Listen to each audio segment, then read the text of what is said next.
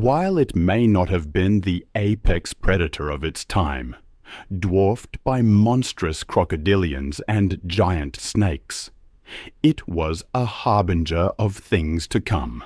Little did the other inhabitants of ancient South America know that they were witnessing the birth of a dynasty that would reign for millions of years. As the Eocene progressed, so did the terror birds. Nature, it seemed, had plans for this lineage of avian predators, and those plans involved getting bigger. Much bigger. Just 3 million years after Paleopsilopterus took its first steps, a new player entered the scene. Eluthornis, a terror bird that stood 50% taller than its ancestor, emerging as a formidable predator. But Eluthornis wasn't content with merely growing in size. It also expanded its range in a way that no other terror bird would match. While most of its kin would remain firmly rooted in the Americas, Eluthornis spread its wings and ventured across the sea to Europe. Fossil remains of this globe-trotting terror have been found in both France and Switzerland, making it the only known member of its family to have lived outside the New World.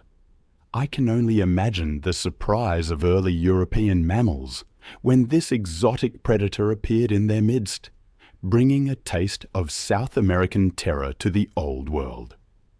But Eluthornis was just the opening act. As the epochs rolled by, the terror birds continued to grow, adapt, and diversify.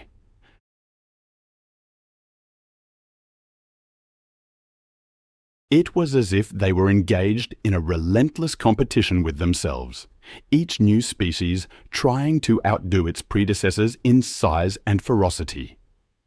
The Oligocene epoch, spanning from about 34 to 23 million years ago, marked a turning point in the terror bird saga. It was during this time that the family truly began to live up to its name with the emergence of giants that would have given pause to even the bravest of prey, Paraphysornis. This Brazilian bird was an absolute behemoth that stood 1.4 meters, or 4.5 feet, tall and tipped the scales at a whopping 180 kilograms, or 400 pounds. To put that into perspective, Paraphysornis outweighed the largest living bird today, the ostrich. This was no lightweight contender. Paraphysornis was built like a feathered tank, with robust bones that spoke of raw power. Paleontologists believe that Paraphysornis hunted using a combination of kicks, slashes, and powerful jabs with its sharp beak. It's a hunting style that might remind one of a prehistoric version of mixed martial arts, with Paraphysornis as the undefeated heavyweight champion of its time. But Paraphysornis wasn't just a mindless brute. Like many of its terror bird kin, it likely possessed a level of intelligence that set it apart from other contemporary predators. Studies of terror bird brain cases suggest that they had well-developed visual and auditory centers, indicating keen senses that would have made them formidable hunters.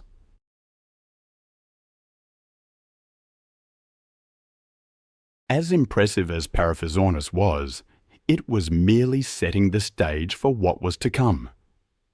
As we step into the Miocene and Pliocene epochs, spanning from about 23 to 2.5 million years ago, we encounter the true giants of the terror bird family.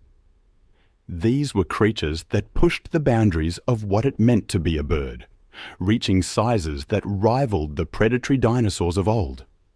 3 names stand out in this pantheon of avian terrors: Titanis, Kelenken, and Brontornis. Each of these genera represents the pinnacle of the terror bird lineage, and each had its own claim to fame. Titanis, the youngest and smallest of the trio, was also the most adventurous. While most terror birds were content to dominate South America, Titanis had grander ambitions. It crossed the newly formed land bridge connecting North and South America during the Great American Interchange, becoming the only large South American predator to successfully establish itself in North America. Unlike most of its relatives, this bird lived in what is now the United States, including the states of Texas, Florida, and California. Standing 2 meters or 6.5 feet tall, Titanis would have been an imposing sight for the mammals of North America. Imagine the shock of a Pleistocene horse or ground sloth, accustomed to watching out for saber-toothed cats and dire wolves, suddenly confronted by this alien predator, half bird, half nightmare.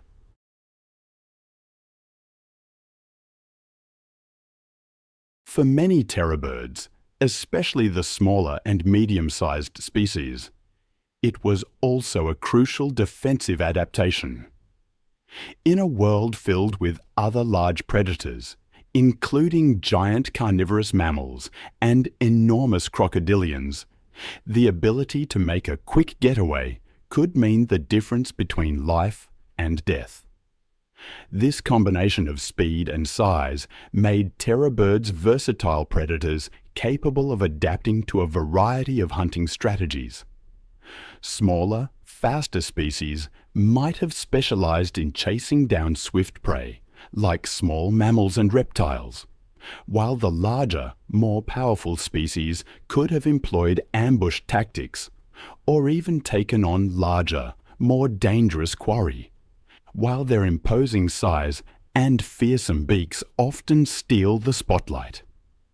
The true power of terror birds lay in their highly developed senses. Recent studies of terror bird skulls and brain cases have revealed that these prehistoric predators were equipped with sensory capabilities that put them leagues ahead of many of their contemporaries. While terror birds might not have had eyesight quite as sharp as modern raptors like eagles or hawks, they were far from being visually impaired. Their eyes were well developed and positioned to provide excellent depth perception, a crucial advantage for any predator. But what really set terror bird vision apart was its versatility. These birds were equally adept at seeing in bright daylight and in the dim light of dawn and dusk, making them effective hunters around the clock.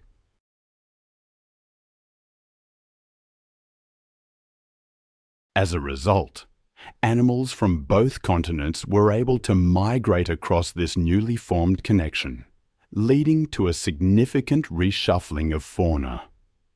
The conventional wisdom held that the influx of new predators from North America, including cats, dogs, and bears, outcompeted the terror birds, leading to their eventual extinction. It was a neat and tidy explanation that seemed to make perfect sense. However, as is often the case in science, the truth has turned out to be more complex and nuanced. Recent studies have cast doubt on this simple competition-based extinction model, revealing a more intricate tapestry of factors that led to their demise. The terror birds. For years, we believed they vanished about 1 million years ago. But new fossil evidence has dramatically changed that timeline. It turns out some smaller species may have survived until only 96,000 years ago. And there's even a set of fossils from just 18,000 years ago that might belong to an unidentified terror bird. Imagine that.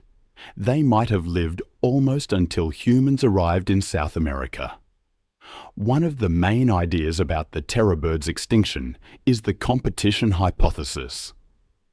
This suggests that placental predators, arriving in South America, outcompeted the terror birds, leading to their downfall. But when we examine the fossil record more closely, A challenge arises for this theory.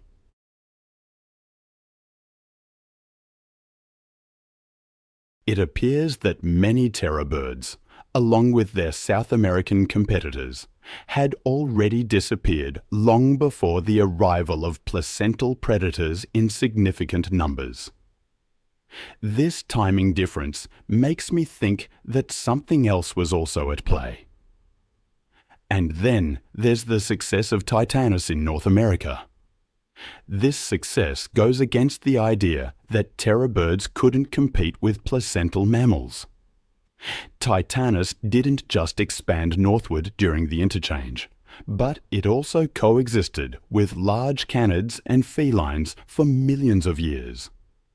It seems that some terror birds were more than capable of defending themselves against mammalian predators. So, if competition alone didn't cause the terror birds to go extinct, what did? As is often the case in paleontology, the answer likely involves a complex mix of factors. Climate change, in particular, may have played a significant role. From the Oligocene to the Pliocene, Earth's climate experienced a long-term cooling trend, which eventually led to a series of ice ages. This global cooling would have greatly affected the ecosystems that terror birds inhabited. As temperatures dropped and habitats changed, the lush forests that many terror bird species depended on would have gradually transformed into more open grasslands. While some terror birds may have adapted to these new conditions, others would have struggled.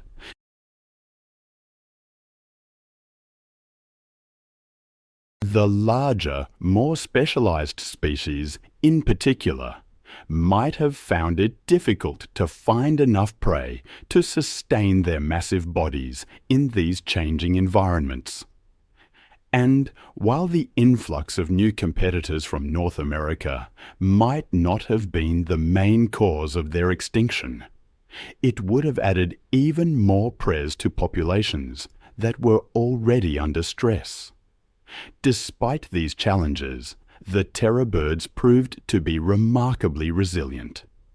These recent discoveries, pushing back their extinction date, paint a picture of a group of animals that fought to survive in a changing world.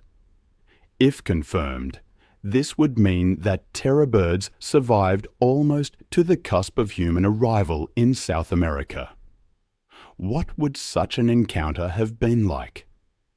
And could there be any truth to the legends of giant birds that persist in the folklore of some South American cultures? While it's unlikely that humans ever directly interacted with terror birds, the possibility that our ancestors might have heard stories of these creatures passed down through generations is not entirely far-fetched. Other megafauna that coexisted with early humans, such as woolly mammoths and giant ground sloths, left lasting impressions on human culture and mythology. The near miss between humans and terror birds also serves as a reminder of the incredible diversity of life that has existed on our planet.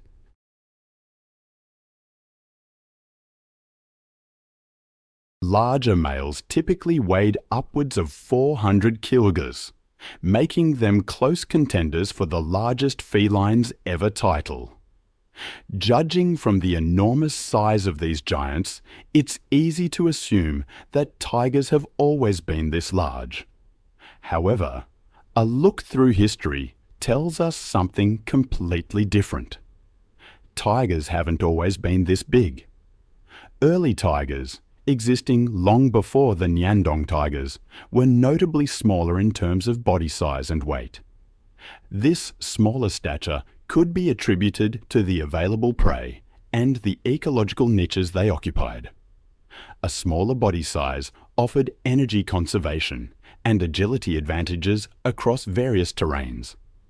So, the early big cats related to tigers, such as Panthera paleosinensis, likely averaged around 70 to 120 kilos in weight. Following them was the Trinil tiger, popularly believed to be the ancestor of all known Indonesian subspecies. I've often wondered about the lives of apex predators. Imagine ruling the wild, sitting right at the top of the food chain. It certainly has its perks. But even the most fearsome hunters aren't always the biggest beasts around. Because when it comes to the predator game, size isn't everything. Yet, every so often, nature outdoes itself, creating a carnivore so specialized, so perfectly adapted to hunting big game that it seems almost like a creature of myth. These rare beasts develop weapons tailored for bringing down the giants. One such creature was the Ngandong tiger. Now this tiger wasn't the largest of its kind.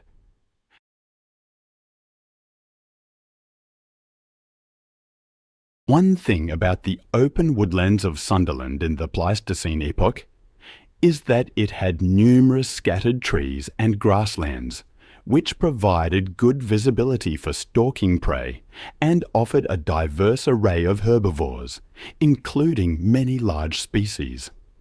However, hunting larger herbivores may not have been that successful despite the Ngandong's enormous size. For instance, stegodons were massive proboscideans closely related to elephants, with some species reaching immense sizes. Even smaller species of stegodons would have dwarfed the Ngandong tiger.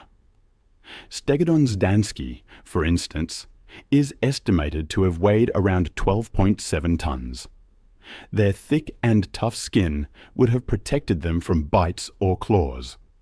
Then, the Ngandong tiger's best chance would be a scavenging opportunity, or an attack on a vulnerable stegodon, like the young, injured, or isolated.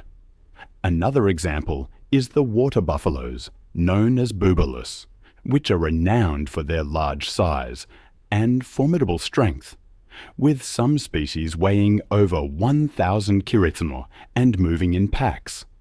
So it would have been quite hard to face a herd of water buffalo, as their massive size, strong horns, and collective defense would overpower the tiger.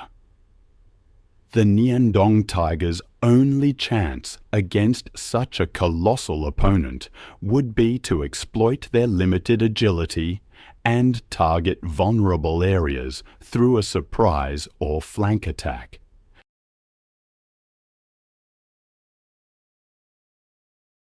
However, the Ngandong tiger succeeded more with other herbivores like Rusa timorensis, Malayan tapir, giant rats, gibbons, and wild boars.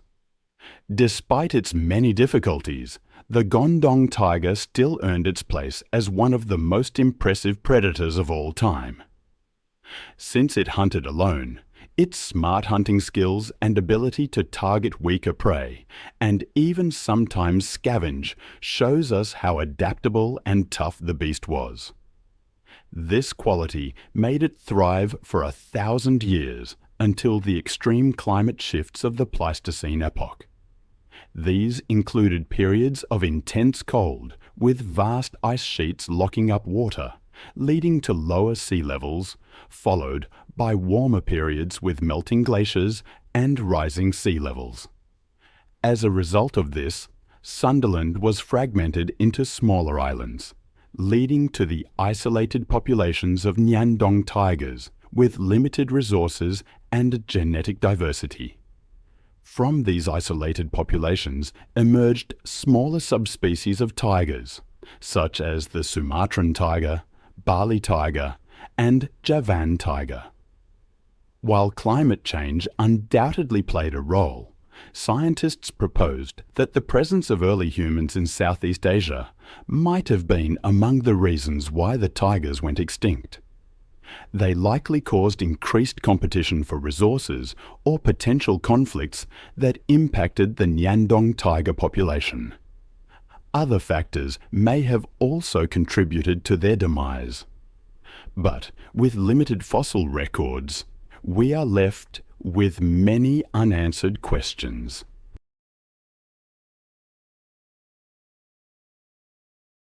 I've always been fascinated by creatures built specifically to take down giants. And not too long ago, a mere blink in Earth's timeline, one such feline actually prowled our planet. It wasn't just any big cat. It was the undisputed monarch of the Ice Age, Smilodon. With its iconic saber teeth and fierce appearance, Smilodon is one of the most instantly recognizable extinct predators, a status cemented by films like Ice Age. But while the world knows it as a saber-toothed cat, it didn't exactly start out that way in the scientific record. Rewind the clock about 160 years and picture yourself in Brazil. It's here that our tale begins, with a discovery that would perplex the scientific community. When the first Smilodon remains were unearthed, paleontologists didn't immediately recognize them as belonging to a cat. In fact, their initial guess was way off the mark. Based on some isolated cheek teeth that bore an uncanny resemblance to those of modern hyenas, they dubbed this new find hyena Neoga. However, within a couple of years, a tsunami of new fossils emerged. Suddenly, scientists weren't just looking at a few teeth, but a veritable jigsaw puzzle of prehistoric proportions.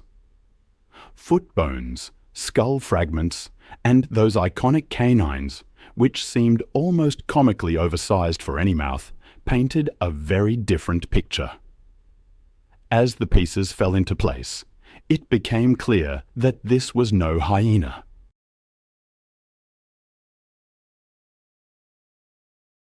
Instead, they were dealing with a completely new genus of felid, one that was not only massive in size, but also built like a prehistoric tank.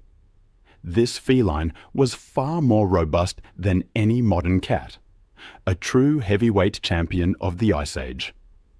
In light of this revelation, a new name was in order. Thus, Smilodon populator was born.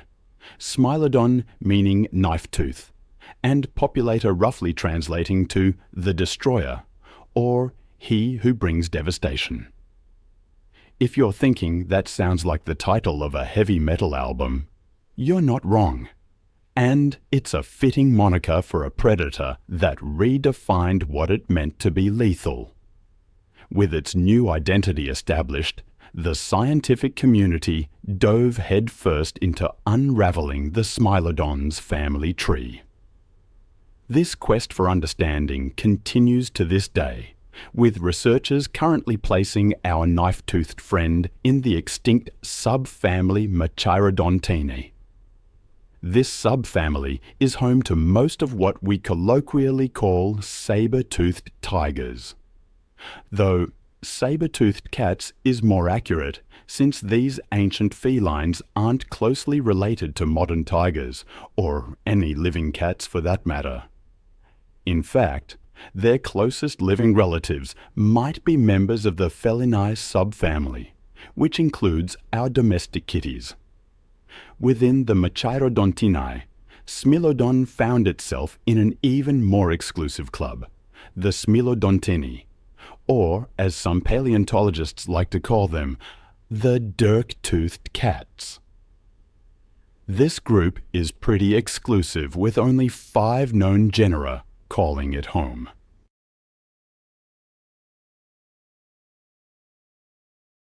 But what Smilodontini lacks in diversity, it makes up for in star power thanks to Smilodon. As research progressed, scientists discovered that Smilodon wasn't a lone standout. It was more like a prehistoric trio with 3 distinct members, each bringing something unique to the table. S. gracilis, S. fatalis, and S. populator. Now, if you found yourself face to face with any of these species, You probably wouldn't be too concerned with which one was about to turn you into lunch, but they did have their differences. First up, we have S. gracilis, the elder statesman of the group. This OG appeared in North America about 2.5 million years ago, descending from an even older genus called Meganterion. Next came S. fatalis, strutting onto the scene roughly 1 million years later. Last, but certainly not least, S. populator made its grand entrance about 600,000 years after fatalis, fashionably late to the Ice Age party. S. gracilis, while no slouch in the size department, was the runt of the litter, tipping the scales at about the same weight as a modern jaguar. S. fatalis, living up to its name, was a step up in the terror department, matching an African lion in size, but packing on extra muscle like a feline bodybuilder. We're talking about 280 kilos or 620 pounds of prehistoric fury. That's on par with the largest tigers roaming the earth today. But S. populator dominated them all.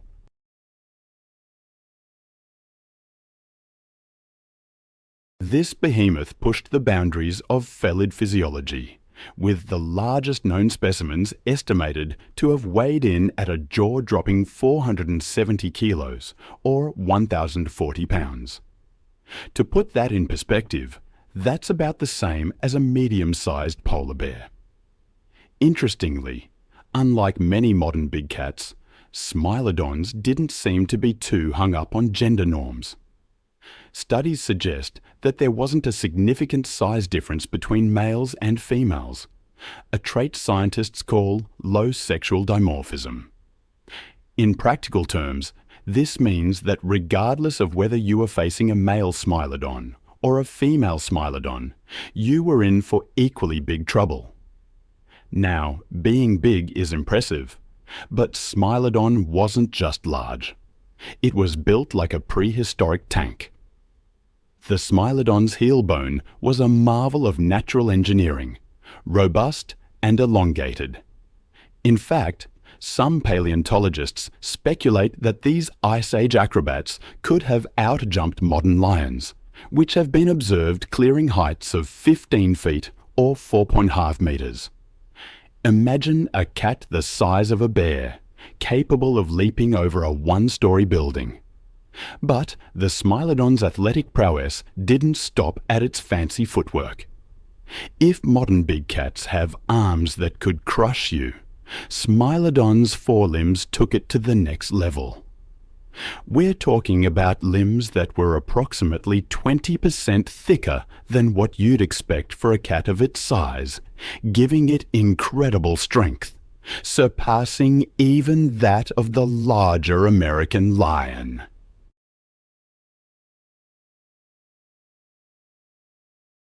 One popular theory suggests that Smilodon was the original ambush predator. I picture it hidden in dense vegetation, waiting for the perfect moment, then, with a powerful leap, pouncing on unsuspecting prey. Using those muscular forelimbs and grappling hook claws, it pins down its victim and, with precision, sinks its saber teeth into the prey's soft underbelly, causing massive internal damage and blood loss. But not everyone buys this gut-stabbing hypothesis. Many researchers favor a different, but equally grim scenario. They propose that Smilodon used its powerful build to quickly overpower its prey, then delivered a precise lethal bite to the throat. This would have caused severe blood loss and suffocation. A quick, if not particularly pleasant end for its unfortunate victims. Adding fuel to this theory is the discovery that Smilodon could open its jaw to an incredible 120 degrees. That's almost twice as wide as a human can manage. With a gape like that, pretty much every neck in the Ice Age would have been fair game. But Smilodon wasn't just brawn and teeth. Brain scans of Smilodon skulls suggest that these prehistoric predators had excellent coordination, sharp hearing, and top-notch vision. Their eye socket shape hints at binocular vision, giving them the depth perception needed to judge distances accurately, crucial for a predator that relied on ambush tactics. And if all that wasn't enough, they were fast too.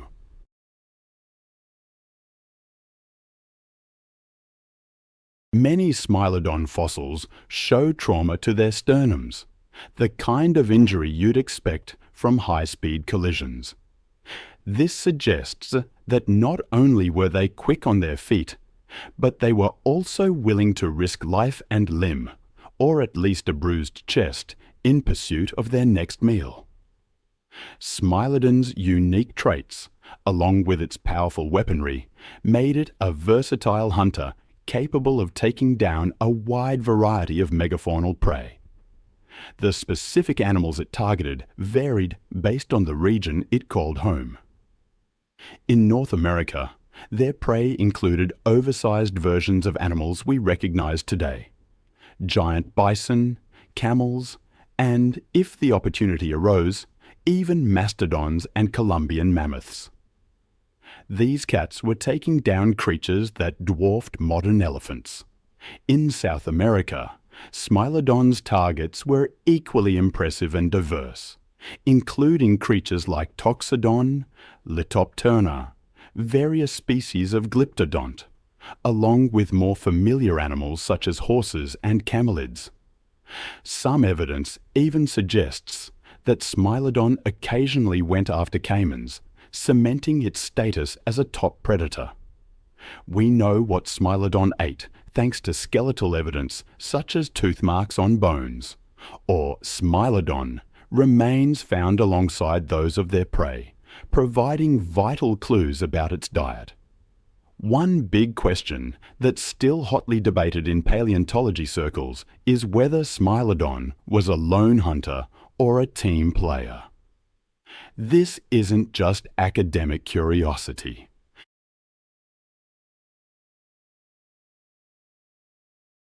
Knowing whether Smilodon hunted in packs could tell us a lot about its social structure and what kind of prey it typically targeted. One of the strongest pieces of evidence supporting the idea that Smilodons lived socially comes from the La Brea tar pits in California. These California tar pits are a gold mine for paleontologists, preserving countless Ice Age animals that got stuck in the sticky asphalt. But most of the bones found in La Brea aren't from herbivores that got trapped, but from predators that got stuck trying to eat the trapped herbivores. Smilodon fossils are the second most common find in these pits, with over 166,000 bones attributed to it. This high number has led some scientists to suggest that Smilodon might have been a social animal. The reasoning goes like this. In modern cat species, the more social ones tend to be more responsive to distress calls. So, if one Smilodon got stuck, it might have called for help, attracting other members of its group who then also got stuck. It's a grim thought, but it could explain why we find so many Smilodon remains in one place. Another fascinating clue pointing to Smilodon's possible social behavior is surprisingly touching, though in a prehistoric, slightly grim sense. Some Smilodon fossils show signs of severe injuries or disabilities that would have made hunting nearly impossible. Yet, these individuals survived well into adulthood.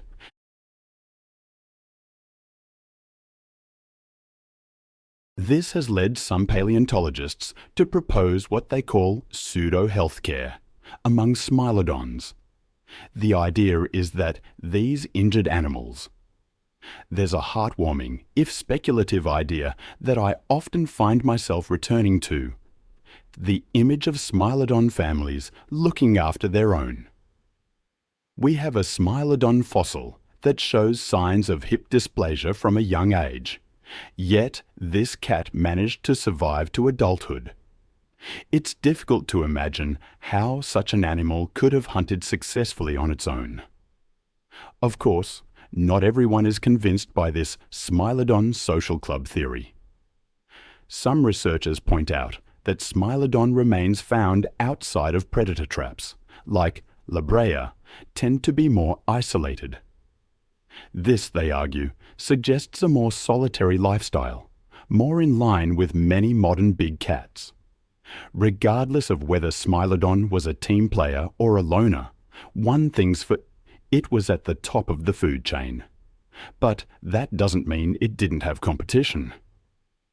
The Ice Age was a time of giants, and Smilodon wasn't the only predator with an appetite for mammoth-sized meals.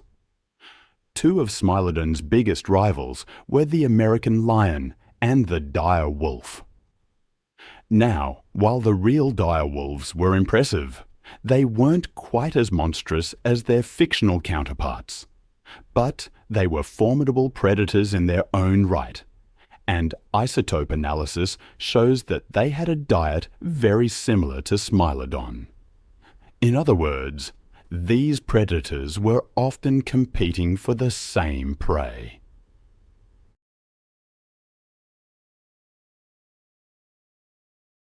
So, how did Smilodon stack up against its competitors?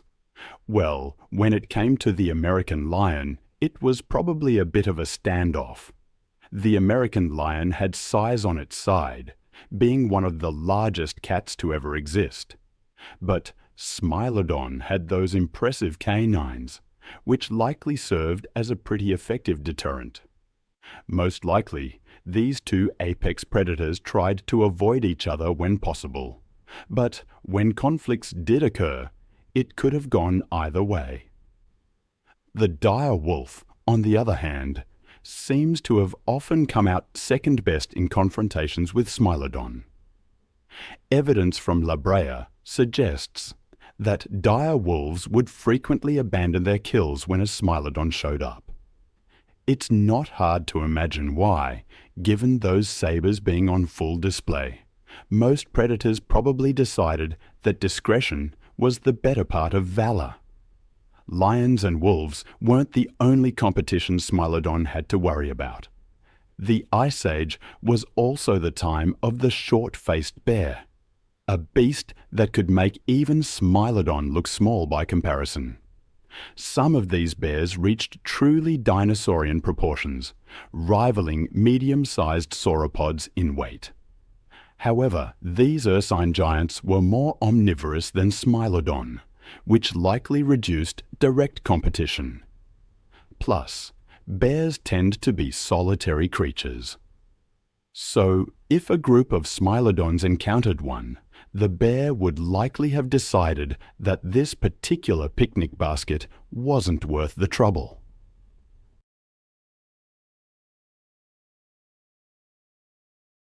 We've talked a lot about Smilodon's impressive hunting adaptations, but there's one question we haven't addressed yet. How on earth did it eat with those ridiculous teeth?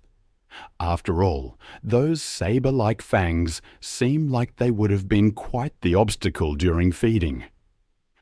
Well, Smilodon had a solution for that too.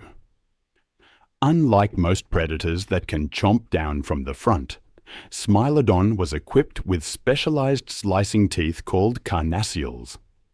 These teeth, situated on the sides of the mouth, worked like biological scissors, shearing through meat with ease.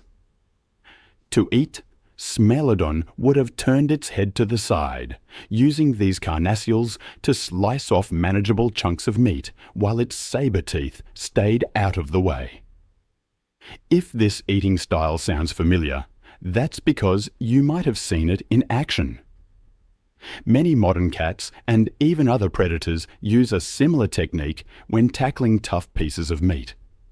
It's a prime example of nature's problem solving. When life gives you saber teeth, you adapt your eating style accordingly. With its unique adaptations and hunting prowess, Smilodon carved out a vast empire for itself. Between its three species, it achieved a distribution across the Western Hemisphere that would make any modern predator green with envy. In North America, Smilodon fatalis and Smilodon gracilis roamed from coast to coast, reaching as far north as Alberta, Canada.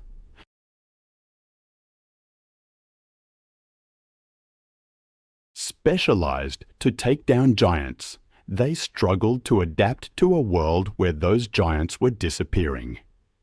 They were, in essence, too good at what they did. And when the world changed, they couldn't change with it. The extinction of the Smilodon marked the end of an era, the last of the saber-toothed cats, not just in the Americas, but worldwide. A lineage that had dominated the planet for over 20 million years came to an end. Yet their legacy endures in museum exhibits, in our imaginations, and as a stark reminder of the delicate balance between species and their environments. As we navigate our own era of rapid change, the lesson of the Smilodon is clear. Survival demands adaptation. Most apex predators face a fundamental limitation: confinement to a single environment. Lions rule the savanna, helpless in water. Great whites dominate the ocean, unable to venture onto land. Even the mighty T-Rex was confined to dry ground, forced to watch as prey slipped into rivers and lakes beyond its grasp. For over a century, we paleontologists assumed the greatest hunters were strictly terrestrial. Then, one discovery shattered that belief overnight. Its name was Spinosaurus aegyptiacus. Longer than a bus, armed with the skull of a crocodile and the body of a streamlined aquatic hunter, this was no ordinary killer. This was the nightmare that redefined what it meant to be an apex predator. A monster that could rival, and in many ways surpass, even T-Rex itself.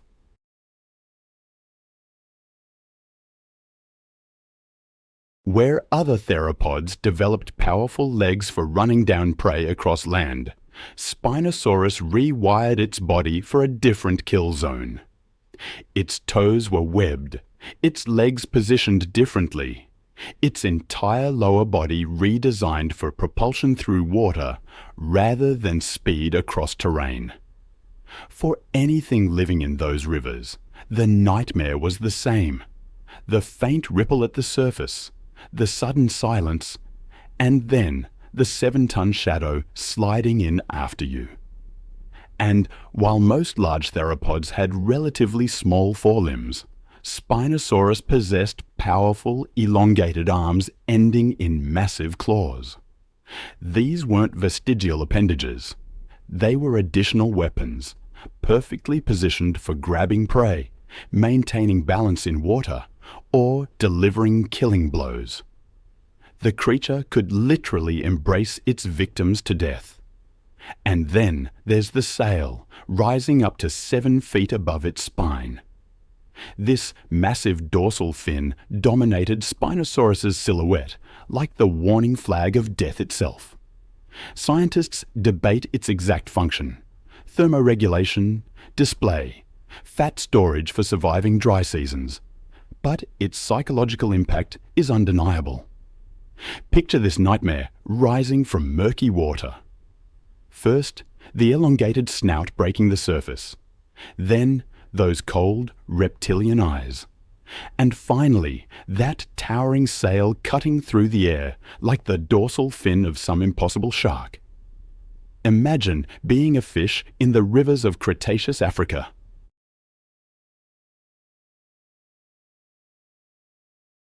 Your entire lineage has adapted to recognize danger: the shadow of a pterosaur overhead, the ripples of an approaching crocodile.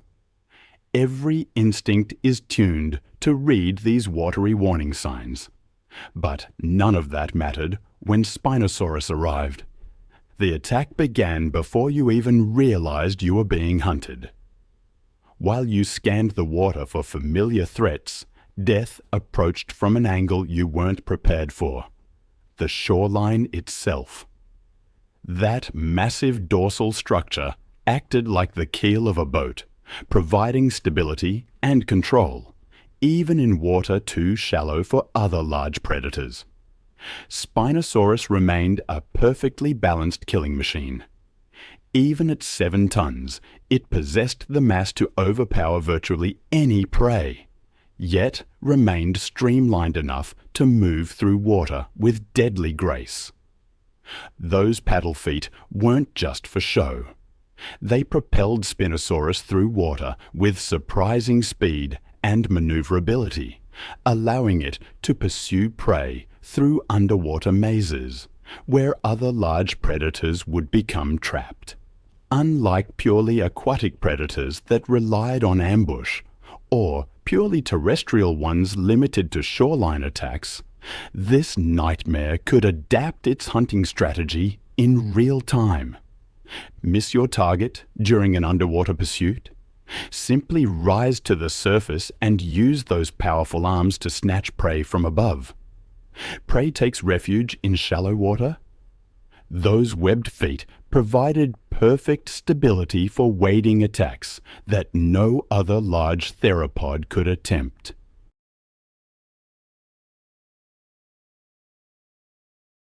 The hunting scenarios become even more terrifying when you consider Spinosaurus's intelligence.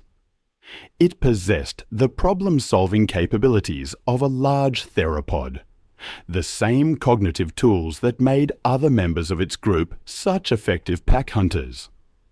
Except this intelligence was applied to an environment where most prey had never faced anything remotely similar.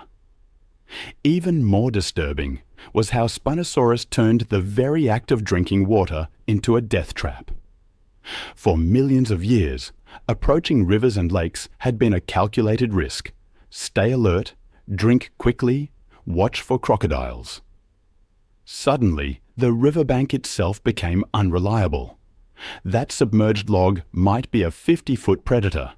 Those ripples might not indicate current, but the approach of something that could strike from below with the force of a freight train.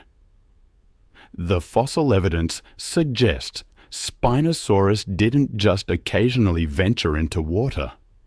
It lived there. This wasn't a terrestrial predator that sometimes waded into rivers for a quick meal.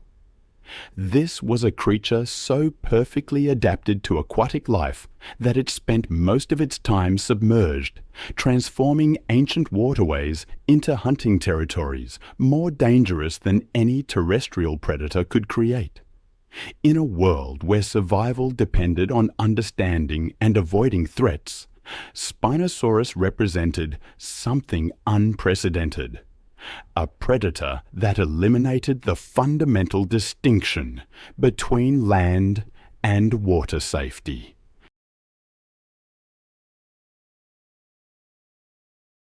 Fossil evidence suggests Spinosaurus didn't just kill efficiently, it killed constantly. The sheer number of fish remains where Spinosaurus fossils are found indicates a predator that was actively hunting and feeding throughout its territory. This wasn't a creature that killed when hungry and rested when satisfied. It was a perpetual killing machine, turning every waterway into a crime scene where death could strike from any angle, at any moment.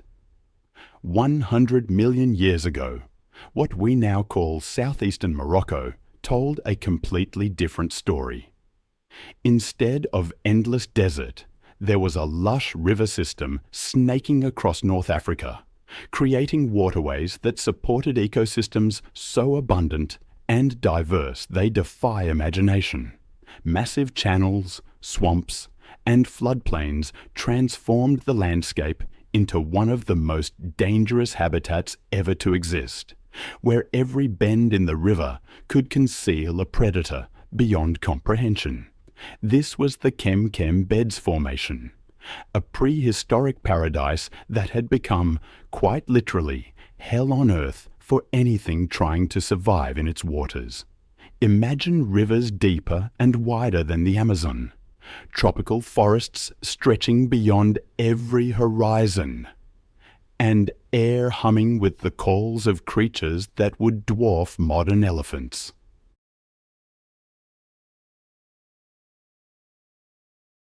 Herbivores relied on elaborate survival tactics just to drink, and aquatic prey developed increasingly tough defenses. The last Spinosaurus died approximately 94 million years ago. But the questions this creature raises about predation, dominance, and the very limits of survival continue to ripple through scientific understanding, like press waves from some impossible prehistoric nightmare that refuses to stay buried in stone. When we think of prehistoric apex predators, our minds often drift to the iconic Tyrannosaurus rex or the fearsome megalodon. Yet, lurking in North America's ancient past was a predator so extraordinary it could make today's largest wolves look like lapdogs. Today's grey wolf may hold the crown as the largest living canid, reaching weights around 65 kilos. But rewind to the Miocene epoch, 20 to 5 million years ago, and the game changes. A new apex predator emerges. Meet Epicyon, a colossal predator so fearsome it could rival a lioness in size, and had jaws powerful enough to outmatch a grizzly bear. In simpler terms, this was a dog that could eat a lion. Its name says it all, Epicyon, meaning more than a dog, because calling it just a dog doesn't do it justice. The story of Epicyon's discovery represents one of paleontology's most intriguing progressions, from misidentification to revelation.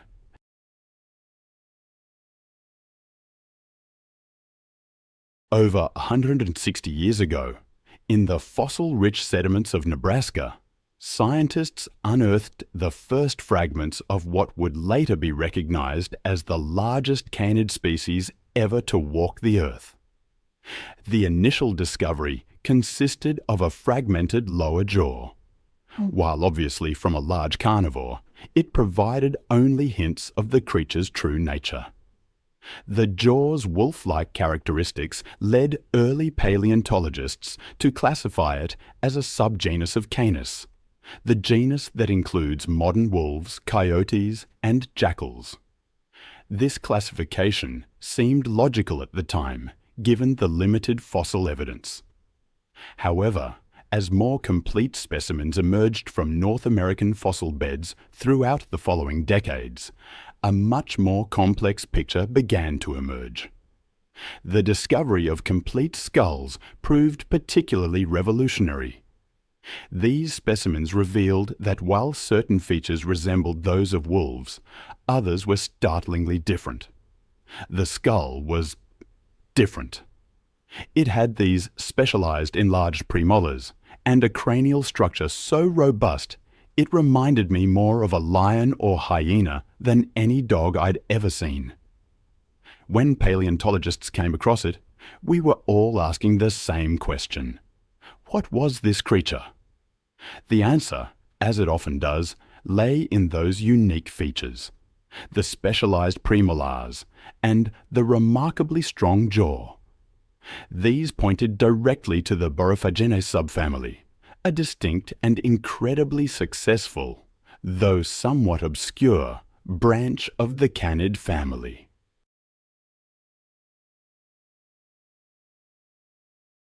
"66 known species filled the Phorusrhacids ranks.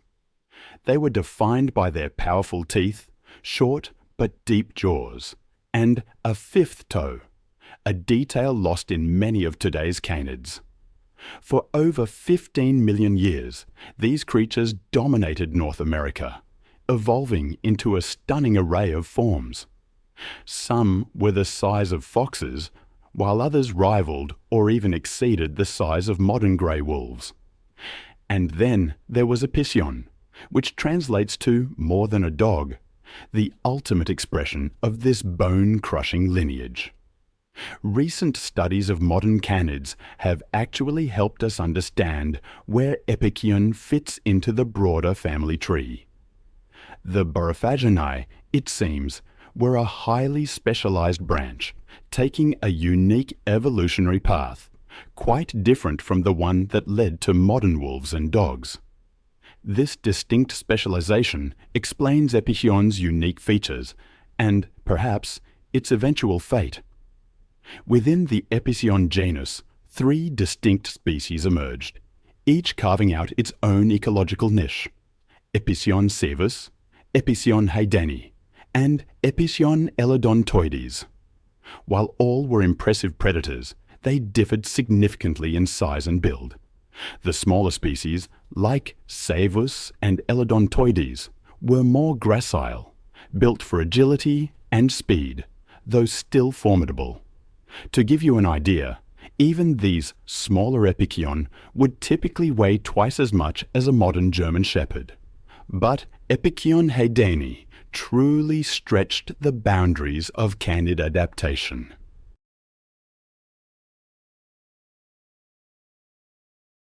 Microscopic analysis of wear patterns on preserved teeth provides direct evidence of how Epicyon used its formidable bite. The studies showed distinctive patterns of wear consistent with both flesh slicing and bone crushing, suggesting a predator that could efficiently process every part of its prey. Fossil deposits suggest that Epicyon was an opportunistic predator, capable of taking down a wide range of prey. Their remains have been found alongside ancient camels, pronghorns, horses, and peccaries. Most impressively, they seem to have hunted prehistoric rhinoceros species like Tehuelche, which could reach lengths of 4 meters and weigh nearly 2 tons. Studies suggest that Epicyon may have employed different hunting strategies depending on prey size and availability. For smaller prey, they likely hunted alone or in pairs, using their speed and power to quickly overwhelm victims. But there's growing evidence that they also engaged in pack hunting, particularly when targeting larger prey. This idea of social hunting behavior is supported by several lines of evidence. Nearly all well-studied modern canids exhibit some degree of social behavior, and most hunt cooperatively. And the fossil record itself seems to suggest this as well. The fossils of Epicyon are among the most abundant carnivore remains we find in North American deposits. It's a pattern I usually associate with social predators rather than solitary hunters. It makes you wonder, doesn't it?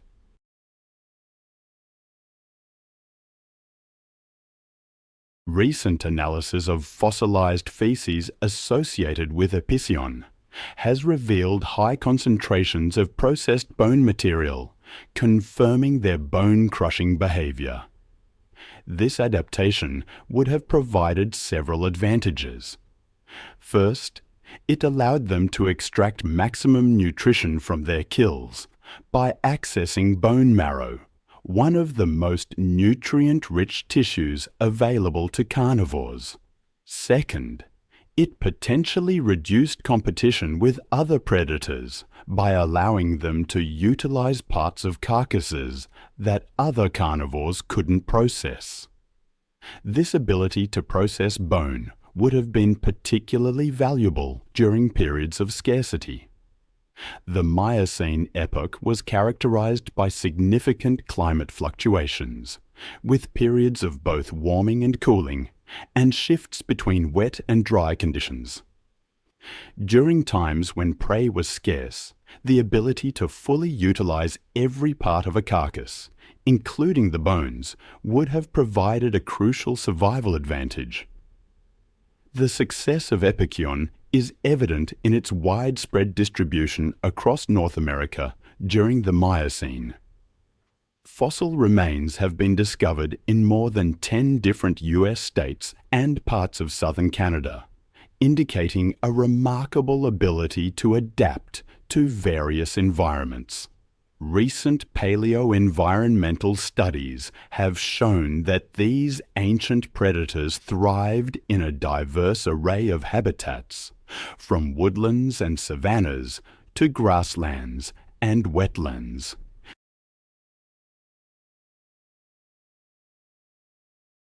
Particularly interesting are recent discoveries of Eocene remains in cave systems and edge environments, areas where different habitat types intersect. These findings suggest that Eocene was not only adaptable, but potentially strategic in its habitat selection, preferring areas that provided both hunting opportunities and shelter. Their ability to process a variety of foods likely contributed to this ecological flexibility. While primarily carnivorous, the structure of their teeth suggests they could also process tough plant material when necessary.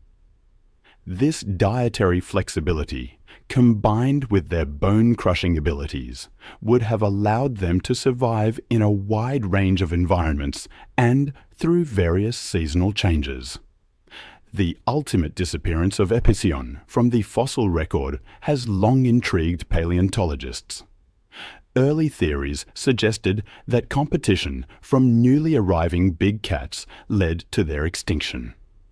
However, this hypothesis has largely been discounted, as many of the large cats that would have competed with Eocene, such as the famous Smilodon, the saber-toothed cat, didn't appear in North America until millions of years after Eocene's disappearance.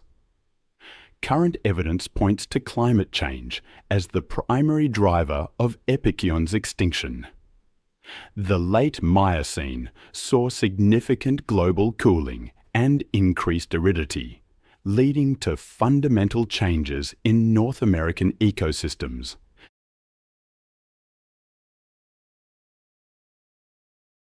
Recent paleobotanical studies indicate a shift from mixed woodland savanna environments to more open grasslands. This transformation would have affected not only the types of prey available, but also hunting strategies. Eocene's specialized adaptations, its heavy build, bone-crushing teeth, and relatively short legs may have become disadvantageous as prey species became faster and more adapted to open environments, unlike their more generalized relatives, which gave rise to modern wolves and other canids. Eocene's extreme specializations may have limited its ability to cope with these changing conditions.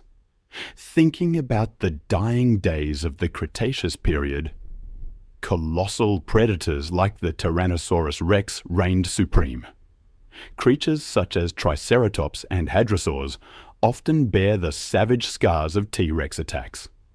Yet, amid this world of relentless aggression, one creature's fossils remain curiously unmarked by such ferocious battles. It wasn't the tallest, fastest, or most fearsome predator, but with a body armored like a tank and a tail capable of shattering bones, this creature defied the rules of survival, made even the mighty T-Rex think twice.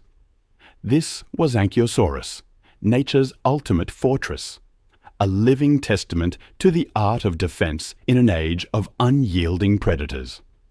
The story of this extraordinary creature began in the early 20th century, when paleontologists working in Montana's Hell Creek Formation uncovered a collection of unusual fossils.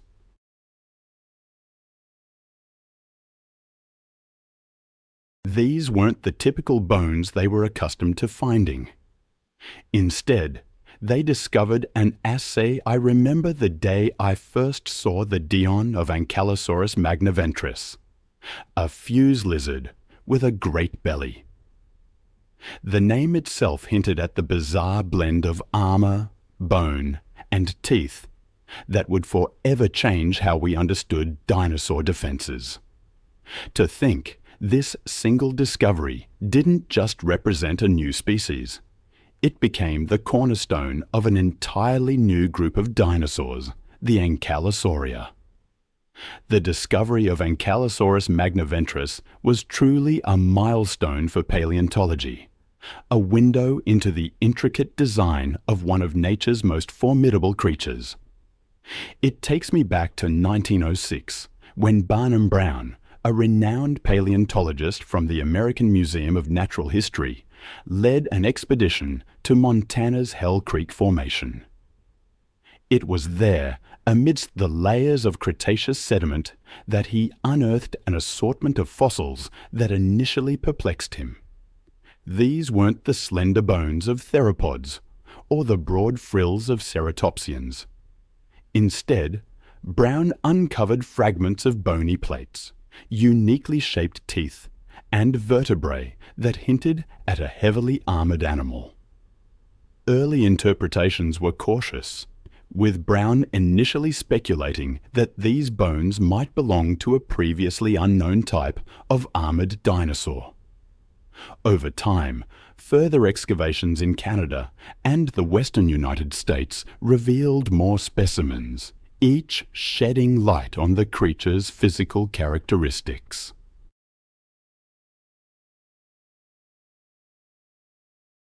The painstaking process of piecing together its skeletal framework was akin to assembling a prehistoric jigsaw puzzle, with every discovery adding a layer of complexity to its story.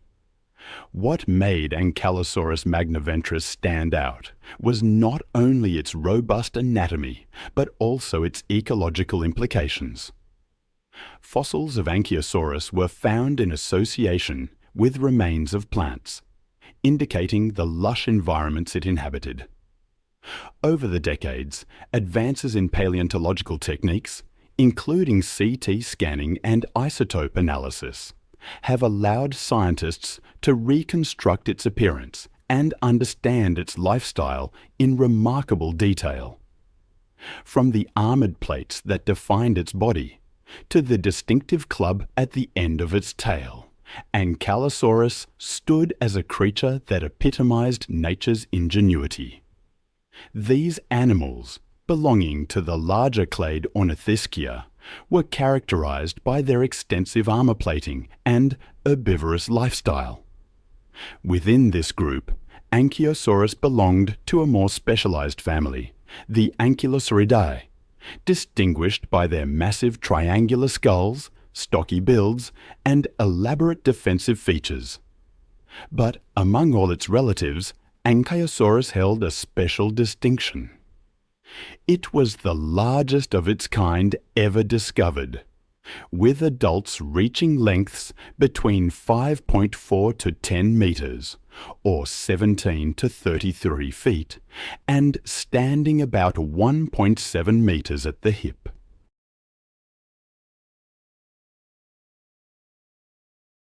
What's more, the placement of its nostrils and the complexity of its nasal passages indicate not only a heightened sense of smell, but also the possibility of thermoregulatory adaptations.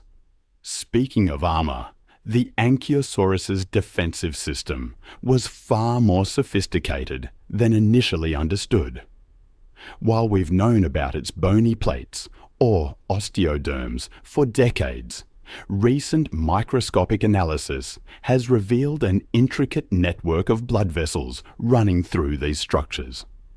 This discovery suggests that the armor might have served multiple purposes, not just protection, but possibly also helping to regulate body temperature, similar to how some modern reptiles use their scales for thermoregulation. The number of these osteoderms remains a subject of debate among paleontologists, with estimates ranging from 30 to well over 100. But what's particularly intriguing is their unique construction. Unlike other armored dinosaurs that had solid, thick plates, The Ankylosaurus possessed something more sophisticated, osteoderms with hollow undersides. This seemingly counterintuitive design actually represented a remarkable feat of natural engineering. The hollow structure created a dome-like formation that distributed impact forces more effectively than solid plates would have, similar to how modern motorcycle helmets use their curved design to protect riders. This adaptation made the armor particularly effective. The tail club of the Ankylosaurus wasn't just a simple bony growth.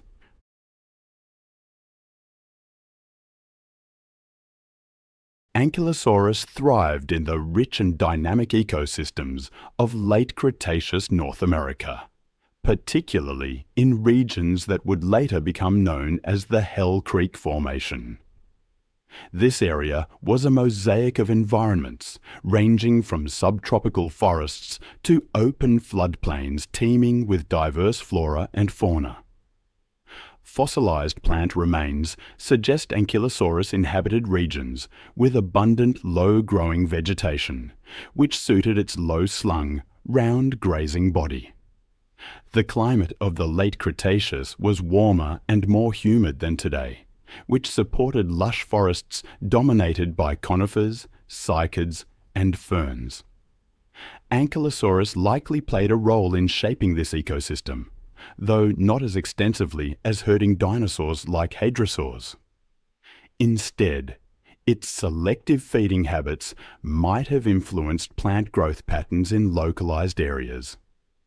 The association of Ankylosaurus fossils with specific types of vegetation has led researchers to hypothesize that they may have helped disperse seeds, inadvertently promoting plant diversity. Seasonal changes would have impacted the behavior of Ankylosaurus.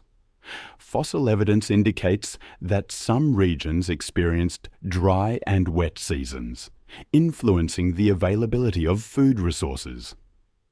Ankylosaurus may have adapted by modifying its diet or undertaking small-scale migrations to follow vegetation growth.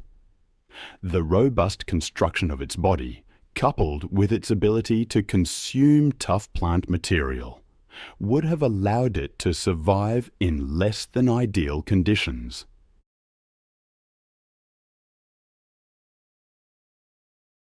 The coexistence of Ankylosaurus with large herbivores like Triceratops and Edmontosaurus, as well as apex predators like Tyrannosaurus rex, paints a vivid picture of its ecological niche. While Ankylosaurus was not the most numerous dinosaur in its ecosystem, its defensive adaptations end its survival alongside fierce competition. Its presence in these environments exemplifies. I sometimes imagine walking through fields of ferns and horsetails, the kind that the Ankylosaurus would have grazed on.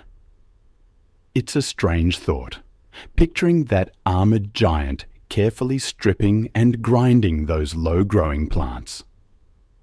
Recent studies have changed how I think about their diets. While we used to believe the Ankylosaurus ate only vegetation, the wear patterns on their teeth suggest they might have occasionally supplemented their diet. Perhaps with protein-rich fungi or even small invertebrates they inadvertently scooped up while feeding. It's not that different from modern tortoises and iguanas, who sometimes add protein to their diets. To digest all that tough plant matter, the Ankylosaurus likely had a large, complex gut, fermenting the vegetation to extract enough nutrients. We've found fossilized remains from similar species that suggest they had symbiotic gut bacteria, crucial for breaking down cellulose. That process would have produced energy-rich byproducts, allowing the Ankylosaurus to maintain its massive size.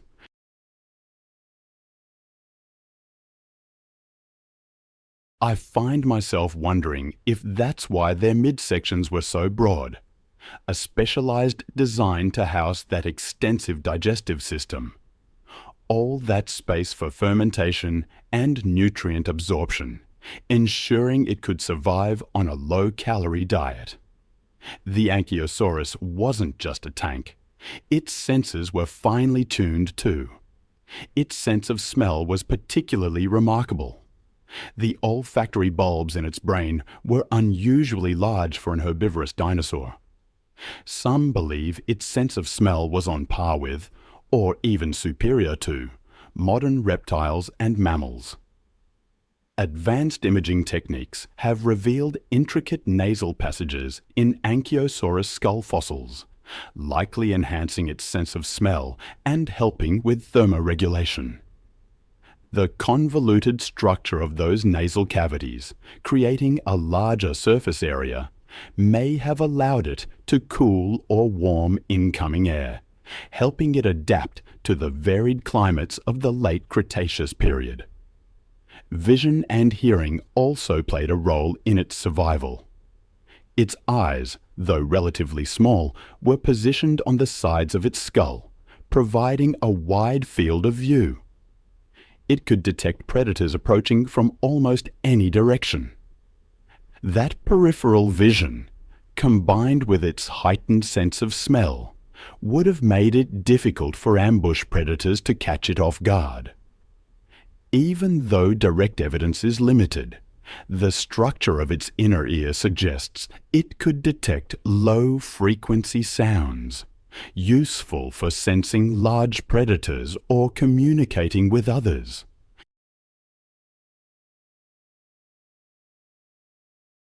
I've even read a hypothesis that Ankylosaurus may have used its senses in conjunction with its defenses.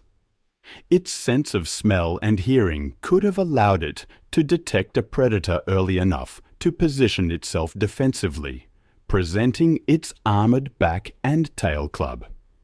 It truly was a specialized organism, perfectly equipped to navigate its dangerous environment. Of course, the reign of the Ankylosaurus ended with the KT extinction event, about 66 million years ago. But its legacy lives on, especially in our understanding of natural design and defense mechanisms. The Cretaceous period was truly an era of titans, producing not only the largest terrestrial predator, but also the largest land animals ever known. It was a monster mash of epic proportions. And while dinosaurs dominated, other species reached massive sizes too. Around 82 million years ago in North America, there emerged Dinosuchus, the largest crocodilian in Earth's history. Its name translates to terrible crocodile. The first discoveries were in the 1850s, when large, distinctive teeth were unearthed in North Carolina. Initially, they were mistaken for those of a pliosaur, a type of marine reptile. It caused considerable confusion among paleontologists, but soon they realized this creature was something massive and imposing. The sheer size and unique characteristics of the teeth didn't align with known marine reptiles, prompting a deeper investigation. Dokada.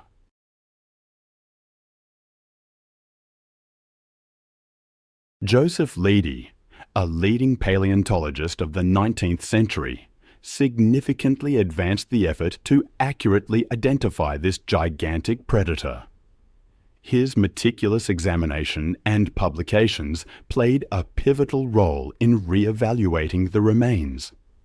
Leidy's research corrected the initial misclassification, revealing that the teeth belonged to an entirely different kind of prehistoric creature. The new classification reflected the immense size and formidable presence of this crocodilian, which was aptly named Deinosuchus hatcheri, in honor of John Bell Hatcher, a distinguished paleontologist. I find myself continually drawn back to the story of Deinosuchus. To imagine a crocodilian of such immense size, rivaling some dinosaurs, is simply breathtaking. early estimates suggested they could reach nearly 50 feet in length and weigh over 10 tons. While those figures were slightly exaggerated, the truth remains awe-inspiring. Unlike many prehistoric giants whose sizes have been revised downwards over time, Deinosuchus has held on to its colossal stature. New findings keep confirming just how immense these creatures truly were. We recognize 3 distinct species: D. hatcheri, D. rugosus, and D. riograndensis. The first, D. hatcheri, was found in North Carolina and provided essential insights into the genus's structure and lifestyle. Then there's D. rugosus, mainly found in Montana, displaying a more robust build, perhaps an adaptation to different prey or environmental conditions. Finally, D.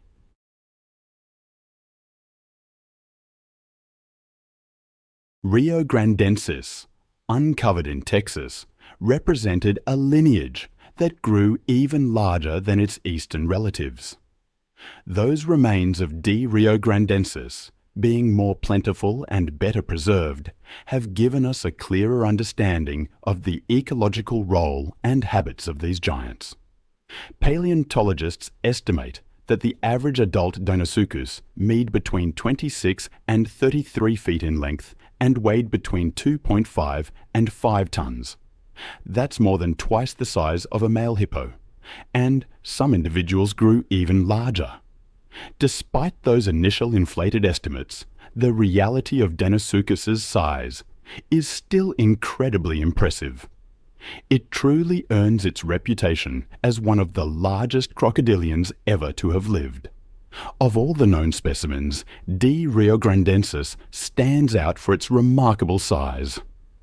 Detailed studies of remains found primarily in Texas suggest the largest individuals could reach lengths of up to 12 meters, nearly 40 feet, and weigh around 8.5 tons.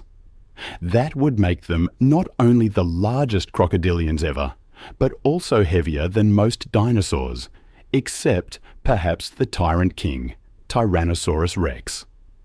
Paleontologist Thomas Lehman, who extensively examined the Deinosuchus fossils from Texas, offered fascinating insights into their biology and growth patterns.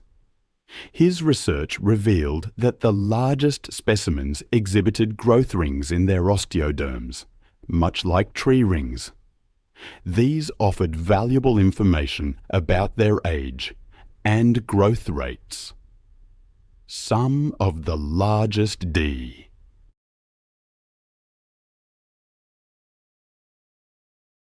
Riograndensis showed evidence of rapid growth spurts during their juvenile years, followed by more gradual growth into adulthood. It all underscores the impact of environmental factors like food availability and climate on their growth and maximum size. With its brain case and overall appearance, Deinosuchus bore a striking resemblance to modern alligators, including a body and snout that superficially mimicked these contemporary relatives. This similarity would have made Deinosuchus an imposing figure in its environment. Beyond this general resemblance, though, Deinosuchus was distinct, featuring a unique skull shape not seen in any living or extinct genus. The skull of Deinosuchus was exceptionally large, measuring up to 1.7 meters, or 5.6 feet, in length, comparable to that of an adult Spinosaurus. Despite its impressive size and robust build, studies have shown that Deinosuchus's bite force was, somewhat surprisingly, modest. A 2002 study reported a bite force of about 18,000 newtons. That's certainly sufficient to crush bones, but relatively weak considering its size, especially when compared to the smaller saltwater crocodile, which exerts a bite force of 16,500 newtons.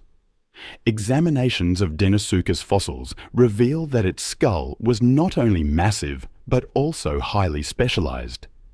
The arrangement of its teeth showcased a combination adapted to its predatory lifestyle, conical and sharp front teeth for grasping prey, and blunt, robust rear teeth designed for crushing bones.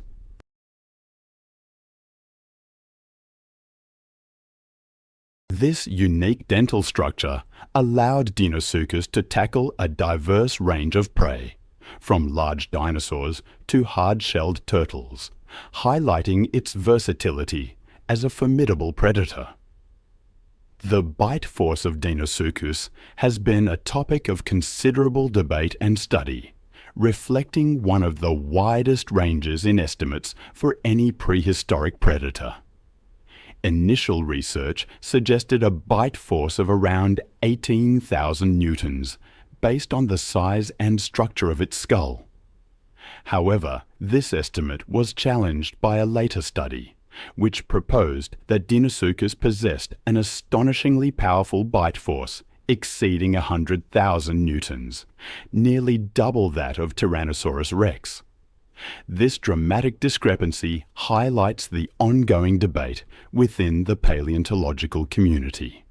To Greg Erickson, leading one of the key studies on this topic, employed advanced biomechanical modeling to simulate Deinosuchus's bite mechanics. Erickson's team found that the robust construction of Deinosuchus's skull and teeth supported the possibility of such a formidable bite force. With exceptionally robust teeth designed to withstand high forces, and some specifically adapted for crushing large bones, this ancient crocodilian was well equipped to exert tremendous praise. The latest evidence leans towards the higher end of the estimated range, reinforcing the notion that Deinosuchus could have indeed possessed one of the most powerful bites of any known predator.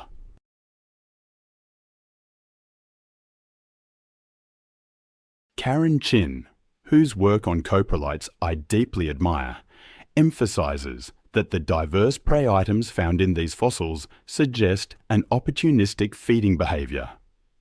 Deinosuchus likely consumed everything from large herbivorous dinosaurs to smaller aquatic creatures. It's believed that Deinosuchus used ambush tactics, relying on its massive size and crushing bite to deliver fatal injuries. Like modern crocodiles, it likely employed a death roll maneuver, grabbing its prey and then rapidly rotating to incapacitate and dismember it. The robust anatomical features of Deinosuchus, including its strong neck muscles and sturdy body, certainly support this idea, making it a highly effective predator. What's fascinating is that Deinosuchus experienced a slow growth rate. The growth rings on its osteoderms indicate that it took around 35 years to reach full size. But even young Deinosuchus were formidable predators, possessing considerable size and powerful bites. Adding to their fearsome nature, Deinosuchus had large, thick osteoderms, bony plates, that provided substantial protection. These osteoderms not only served as armor, but also supported the animal's massive body, increasing its load-bearing capacity and enabling it to move efficiently on land despite its size. Deinosuchus was incredibly successful. Its remains have been found throughout the United States and northern Mexico.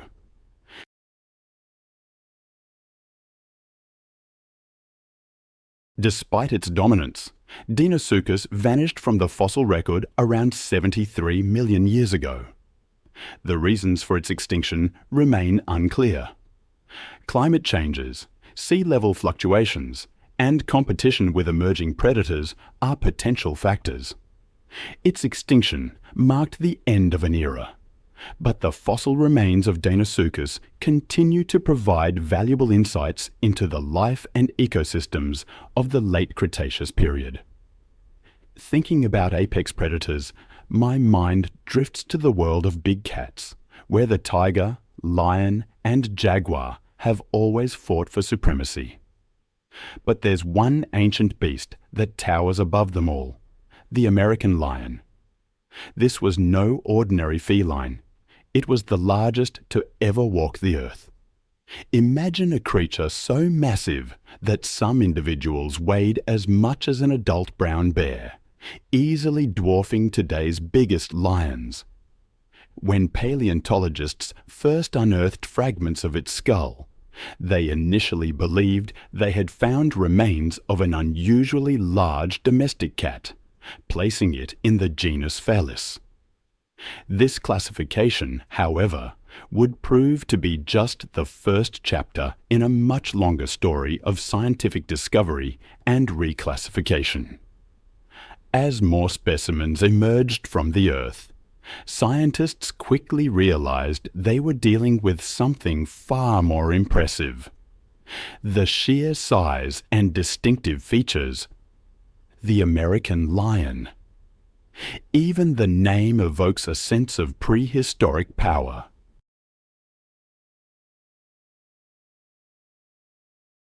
But modern science has reshaped our understanding of this creature, revealing it wasn't quite what we first thought.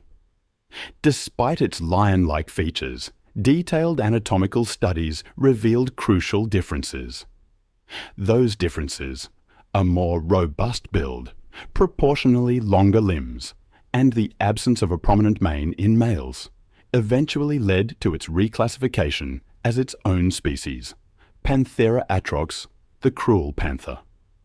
DNA analysis suggests this magnificent beast emerged from an isolated population of cave lions, trapped south of the North American ice sheets, around 340,000 years ago. This separation occurred during a crucial period of the Pleistocene epoch, leading to rapid adaptations to North American environments. While modern lions are indeed their closest living relatives, the last common ancestor between these species lived somewhere between 500,000 and almost 2 million years ago. It's a testament to how quickly changes can occur under the right conditions. The sheer size of the American lion truly sets it apart from any feline, living or extinct. On average, they were about 25% larger than today's African lions. Male American lions typically weighed between 351 kg, 774 lb, and 420 kg, 930 lb, already making them substantially larger than any living big cat. But the most impressive specimens, discovered in 2012, were estimated to weigh an astounding 523 kg, 153 lb, equivalent to the weight of 8 adult humans.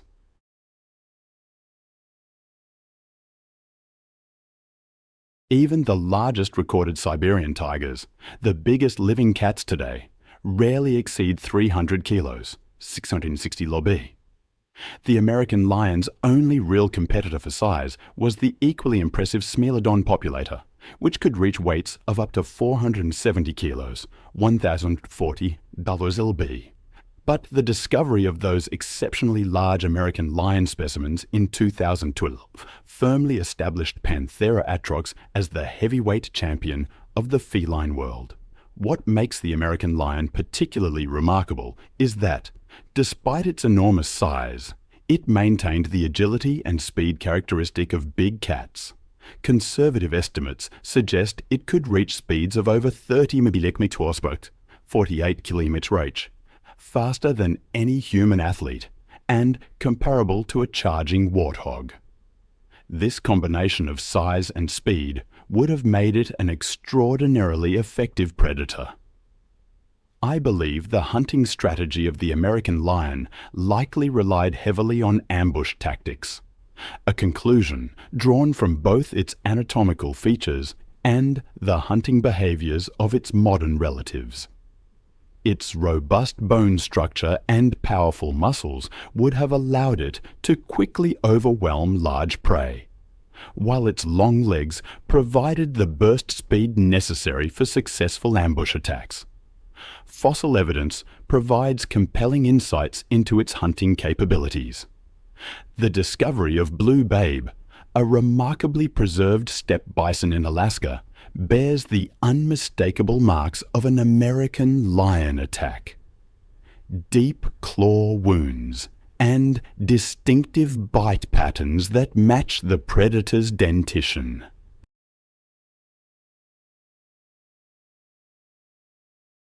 Even more telling are the fossils found at sites like Natural Trap Cave in Wyoming, where researchers have uncovered numerous prey species bearing the characteristic damage patterns of American lion predation. What truly set American lions apart from their contemporary rivals wasn't just their size, but their exceptional adaptability and territorial dominance. Recent studies of fossil deposits across North America have revealed fascinating insights into their social structure and hunting territories. Unlike modern African lions that typically control territories of 100 to 200 square kilometers, evidence suggests that American lions commanded vastly larger ranges, some extending up to 500 square kilometers per pride. This massive territory was a necessity, not a luxury, given their enormous size and corresponding caloric needs. The fossil record tells us an intriguing story of their social dynamics. While modern lions live in prides of up to 15 individuals, American lion social groups appear to have been smaller but more efficient.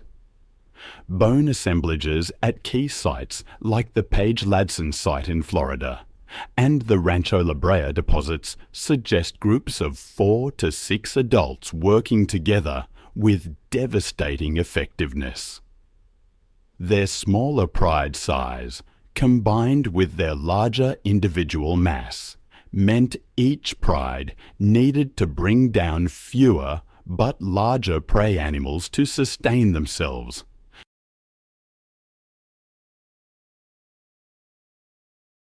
Perhaps most fascinating is the evidence of their den sites, discovered in caves across the American West. These sites, particularly those found in the Grand Canyon region, show signs of multi-generational use, some caves bearing marks of occupation spanning thousands of years. The walls of these dens often bear deep scoring marks from claws, a behavior seen in modern big cats, but at a scale that dwarfs anything in the present day. Some of these marks are placed over 3 meters high on cave walls, providing tangible evidence of their incredible reaching height when standing on their hind legs. These locations have yielded another surprising discovery: collections of bones from juvenile American lions of varying ages, suggesting that, like modern lions, they had developed sophisticated parenting strategies. Unlike solitary big cats such as tigers, American lions appear to have invested heavily in cooperative cub rearing, a social adaptation. The bite force of the American lion. It's a number that still amazes me: 1,800 pounds per square inch, nearly 3 times stronger than a modern lion, 6 times more powerful than the famed Smilodon. I remember when I first read about the grey wolf fossil, the one with its femur cleanly severed by a single bite from one of these lions. The wolf survived, incredibly, but the image of that power, it stayed with me for days. The American lion must have been a formidable creature.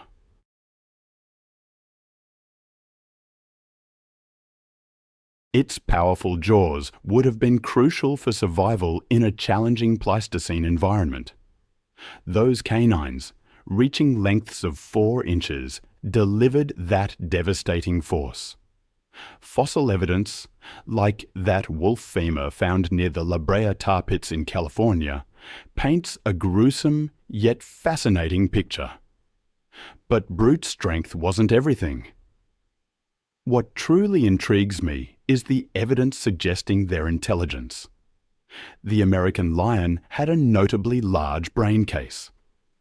When I consider that alongside the problem-solving skills we see in modern panther species, it points to a highly intelligent predator. This intelligence seems especially clear in how they interacted with natural dangers.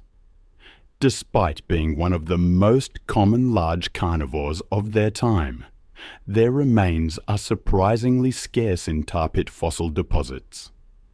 This suggests they were better at recognizing and avoiding these traps, a level of environmental awareness that separated them from contemporaries like dire wolves and Smilodon. Their range was vast, stretching across North America from Alaska to central Mexico. They adapted to grasslands and semi-forested regions, sharing their territory with mammoths, mastodons, giant ground sloths, and, of course, early humans. And I've often wondered about the impact they had on those early human cultures. Some cave paintings and archaeological evidence suggest these massive cats left a lasting impression, perhaps influencing early American art and mythology.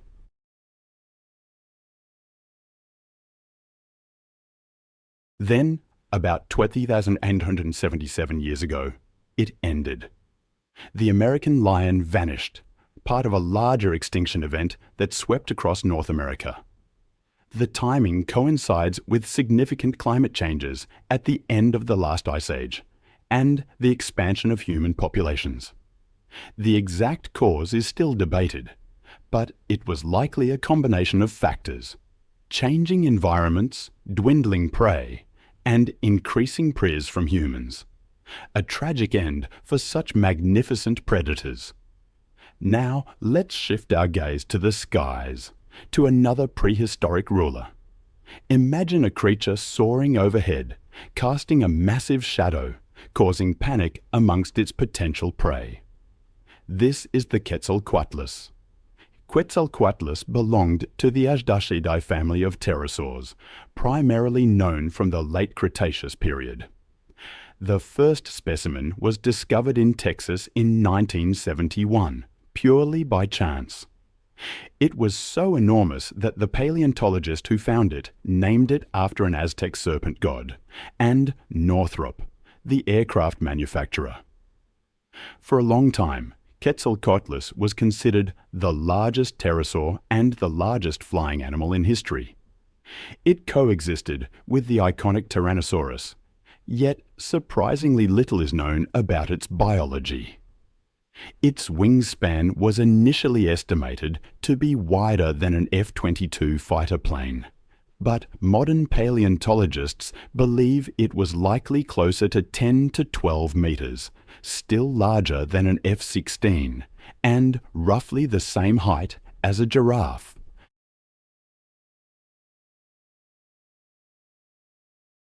While another pterosaur, Hatzegopteryx, may have rivaled it in weight and skull size, Quetzalcoatlus remains the largest pterosaur to have flown over North America. Quetzalcoatlus.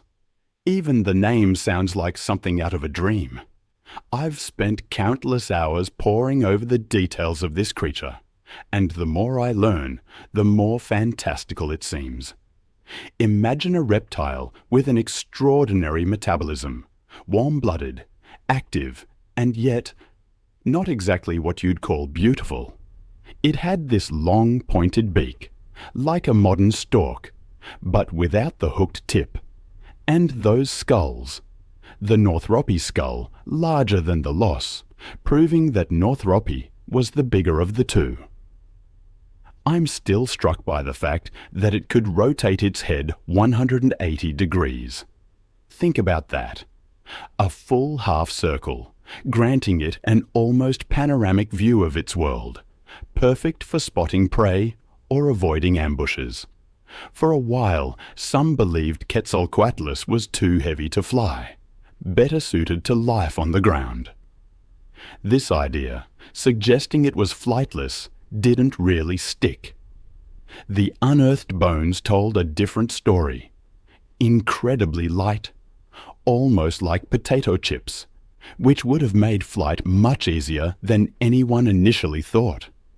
But then the question became, how did it even take off? I've read so many theories. Some paleontologists imagined it leaping into the air, flapping its wings with tremendous force. Others suggested it would lurch forward on its wingtips, like a vampire bat gaining momentum.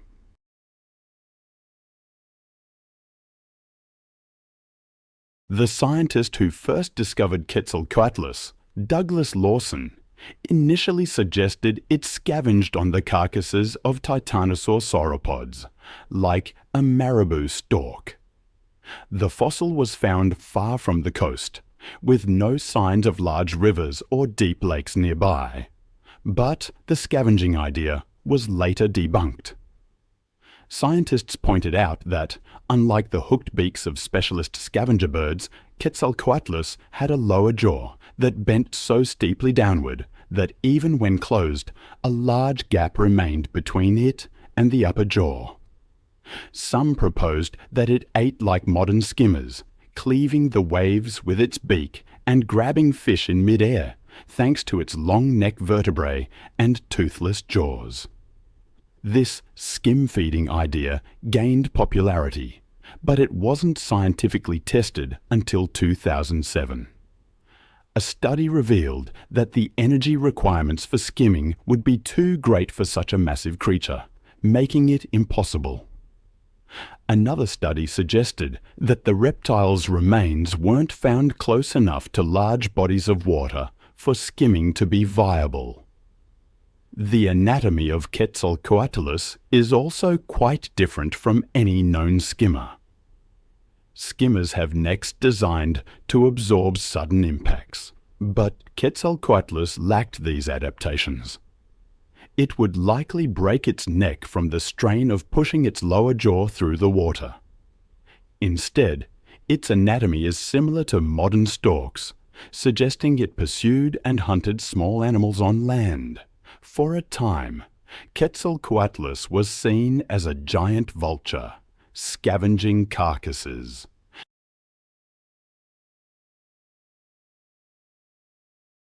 But with time and new discoveries, we're learning more about the habitat of this unique creature, which once ruled the skies of North America during the late Cretaceous-Maastrichtian age. It likely lived in a variety of settings, including coastal regions and inland plains. These enormous landscapes. The thought of encountering Quetzalcoatlus. It makes me grateful to live in a time beyond their reign. Imagine a solitary hunter, Quetzalcoatlus northropi, roaming the inland, a far cry from the sociable, swarm-dwelling Lycaon, who likely waited patiently in alkaline lakes. The landscape back then must have been truly awe-inspiring. This giant wasn't alone, of course. Fossils suggest the possible coexistence of Quetzalcoatlus with creatures resembling Tyrannosaurus and Taurosaurus, though conclusive studies are still needed. I picture Quetzalcoatlus crossing paths with the iconic Alamosaurus, perhaps even the mighty T-Rex, Dromaeosaurus, Triceratops, Albertosaurus, Edmontosaurus, and Dakotaraptor. And in the skies, it shared the space with other pterosaurs like Pteranodon and Nyctosaurus, all coexisting within those long extinct ecosystems. It's a humbling thought,